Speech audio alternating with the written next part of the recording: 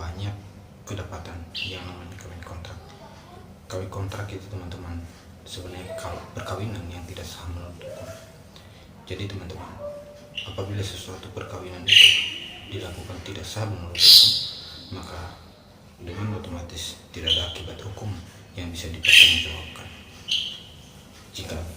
Jika suatu waktu nanti perkawinan itu mengalami sesuatu hal yang tidak kita harapkan. Undang-undang yang mengatur perkawinan ada di Undang-Undang Perkawinan tahun 74. Jelas banget di sana teman-teman bahwa perkawinan yang sah adalah perkawinan yang dilakukan berdasarkan agama mereka masing-masing dan didaftarkan ke KUA atau dicatatkan ke KUA.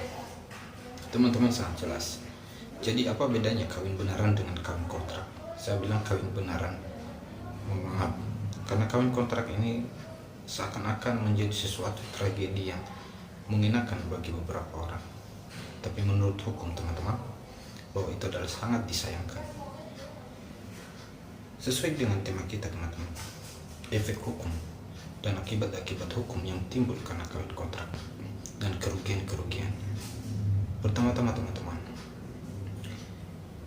kawin kontrak adalah perkawinan yang dilakukan oleh kedua belah pihak yang berbeda jenis kelamin, tetapi tidak didaftarkan ke KUA.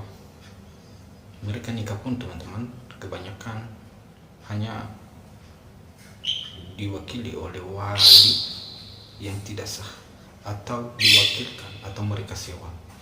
Itu sangat disayangkan karena berdasarkan Undang-Undang Perkawinan tahun 74, perkawinan yang sah itu adalah harus diwakili kedua orang tua mereka.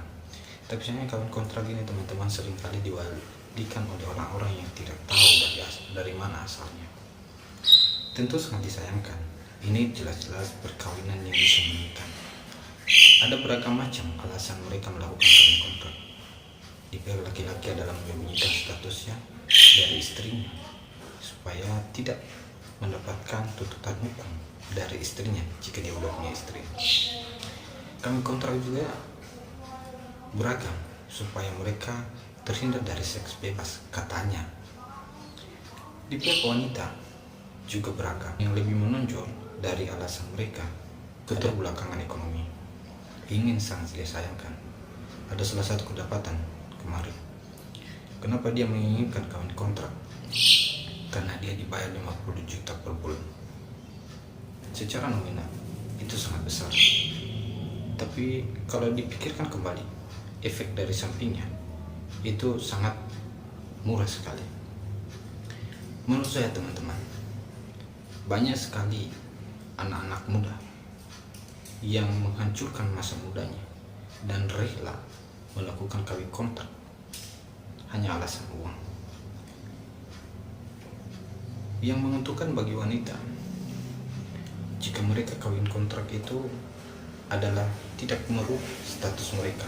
Contohnya kemarin kita kedapatan salah seorang mahasiswa semester 5 di salah satu universitas.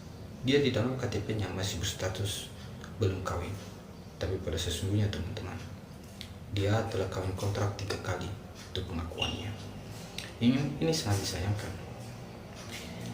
Tapi lagi-lagi teman-teman, kita akan berbicara hukum, di mana kawin kontrak itu sebenarnya tidak dilarang oleh hukum karena belum ada aturan hukum yang mengaturnya secara tegas, memberikan efek jerat bagi pelaku-pelaku kawin kontrak. Komisi Perlindungan Perempuan telah melakukan berbagai cara dan berbagai usaha untuk mengurangi dan menekan jumlah kawin kontrak. Tapi sampai sekarang teman-teman masih banyak kita kedapatan yang namanya kawin kontrak. Memang tidak asing lagi karena kebanyakan orang menginginkannya. Secara hukum teman-teman, efek dari kawin kontrak ini adalah bagi laki-laki adalah satu. Apabila sewaktu-waktu wanita itu hamil dan wanita itu bisa membuktikan bahwa anak yang dia kandung adalah darah daging kalian, darah daging dari seorang laki-laki itu, maka sewaktu-waktu Anda bisa dituntut untuk membayar nafkah anak itu sepanjang hidupnya, gantung dari putusan pengadilan di mana digugat. Bagi wanita, kerugian dari kawin kontrak itu memang sangat banyak, terutama adalah berbedaannya tubuh seorang wanita, terutama dalam berubahnya model seorang tubuh wanita, dimana yang namanya udah nikah dengan yang belum nikah akan jauh berbeda secara fisik.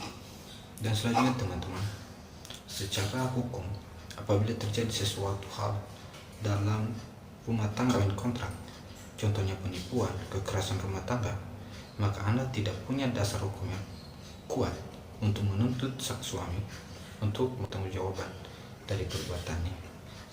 Selanjutnya teman-teman, apabila kalian contohnya hamil dan Anda melahirkan anak, maka anak Anda itu dianggap anak tidak sah. Karena bagaimanapun Anda tidak bisa mengurus akta lahir dari anaknya itu. Berdasarkan Undang-Undang tahun 74, Undang-Undang Perkawinan, maka anak yang sah itu adalah anak yang dihasilkan dari perkawinan, di mana perkawinan yang dilakukan menurut agama mereka dan didaftarkan ke kantor KUA. Jadi di saat Anda mengurus akta lahir dari seorang anak itu, otomatis anak itu tidak bisa mendapatkan akta lahir karena Anda menghasilkan anak dari perkawinan yang tidak sah. Memang kadang ada yang bilang itu sah menurut agama, tapi mohon maaf, secara hukum itu dinyatakan tidak sah. Jadi itu teman-teman, kerugian yang didapat oleh wanita. Kalau dihitung bayaran per bulannya atau per kontraknya, apakah seimbang dengan tanggungan atau efek yang mungkin Anda tanggung seumur hidup? Jadi saya pikir sebenarnya kawin kontrak kenapa harus dilakukan? Apabila kawin dengan sah menurut hukum bisa dilakukan.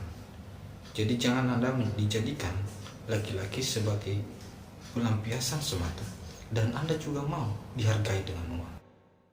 Menurut saya, wanita itu adalah ciptaan yang mulia, di mana segala makhluk di dunia ini, baik wanita maupun laki-laki, dilahirkan dari rahim seorang wanita. Jadi jangan Anda memurahkan diri Anda sehingga Anda masih mau hanya demi uang yang tidak seberapa jika dilihat dari nominal jangka waktu yang Anda akan tanggung akibatnya.